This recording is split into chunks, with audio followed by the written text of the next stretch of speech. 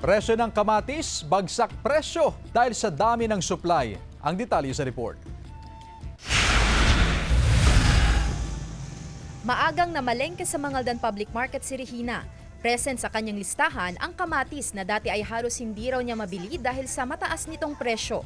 Mula sa 240 pesos na kada kilo na presyo ng kamatis nitong nagdaang buwan, ngayon, bagsak presyo na itong ibinibenta sa halagang 20 pesos kada kilo. Malaking tulong din po sa amin kasi kasi dati ang taas-taas po kasi ngayon okay na po yung mga bilihin ngayon. Ayon sa mga negosyante, sobra-sobra ang supply ng kamatis ngayon. May nga rin to, maraming bumibili. Ngayon bumaba. Marami ng tanim.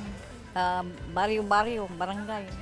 Lalo sa susunod na buwan, bababa pa. Inaasahan na raw ng Samahang Industriya ng Agrikultura ang pagbaba ng presyo ng mga gulay ngayong buwan, partikular na ang kamatis. Yung expected harvest is February. So, expected na yung lowland vegetable mag-stabilize yung price. Posible pa raw na bumagsak sa 10 o 8 piso kada kilo ang presyo ng kamatis sa mga susunod na linggo ayon sa SINAG. Sabi natin mga 45 days from last December. So, aani na yung mga magsasaka. So, expected na sabay-sabay yung pag-ani.